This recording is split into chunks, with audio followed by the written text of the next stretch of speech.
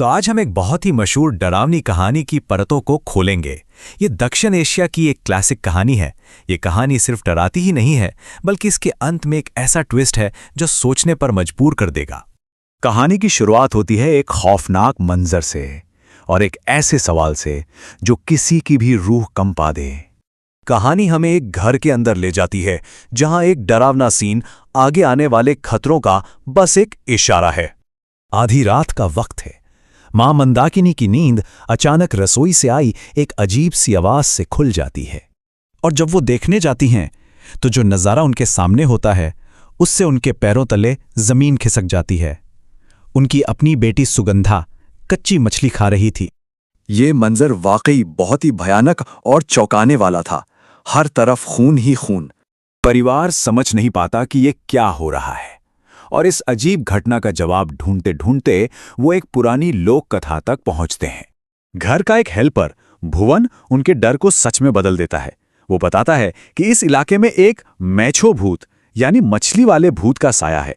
तो मतलब इस भूत के नियमों को समझना बहुत जरूरी है, क्योंकि उसकी जो ये भूख थी ना, वो तो इस परिवार के लिए आने वाले भयानक सपनों की बस एक शुरुआत थी। चलिए अब कहानी के अगले हिस्से में चलते हैं, जहां कुछ ऐसे सुराग मिलते हैं जो इस पूरे मामले को और भी ज्यादा उलझा देते हैं। जाहिर है परिवार ने सोचा कि सबसे सही यही होगा कि सुगंधा को सबसे अलग कर दिया जाए, और उन्होंने उसे एक कमरे में बंद कर दिया। लेकिन उस रात जो हुआ वो बहुत ही अजीब था। अब यहीं पर एक बहुत बड़ा सवाल खड़ा होता है। अगर सुगंधा कमरे में बंद है तो फिर बाहर कौन था?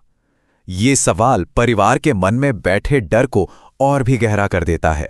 हालात बिगड़ते देख एक ओझा को बुलाया जाता है, और अब भूत की असली हकीकत सामने आने वाली है।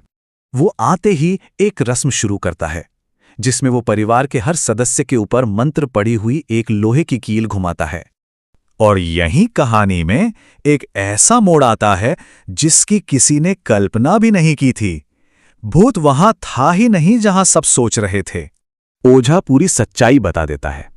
भूत ने असल में दूसरी बेटी इंद्राणी पर कब्जा किया था, और ये तब हुआ जब उसने कुछ दिन पहले सुगंधा के लिए दरवाजा खोला था।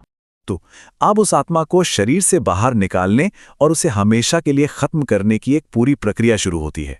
भूत का तो अंत हो जाता है, और ऐसा लगता है कि कहानी खत्म हो गई, लेकिन नहीं। कहानी का एक आखिरी टुकड़ा है जो चीजों को और भी पेचीदा बना देता है। उस खौफनाक हादसे के बाद परिवार उस हवेली को बेचकर हमेशा हमेशा के लिए वहां से चला जाता है। भूत का साया अब खत्म हो चुका था। लेकिन इस कहानी की पूरी छानबीन के दौरान एक और चीज मिली थी। एक छोटा सा नोट जिसका कहानी से कोई लेना देना नहीं लग रहा था, और उस पर बस ये 3 शब्द लिखे थे। और यहीं पर हमारे सामने एक आखिरी पहेली आ जाती है। एक इतनी डरावनी भूत की कहानी, और दूसरी तरफ एक नोट जिस पे लिखा है लोग हैप्पी रोमांटिक। इन दोनों का आखिर क्या कनेक्शन?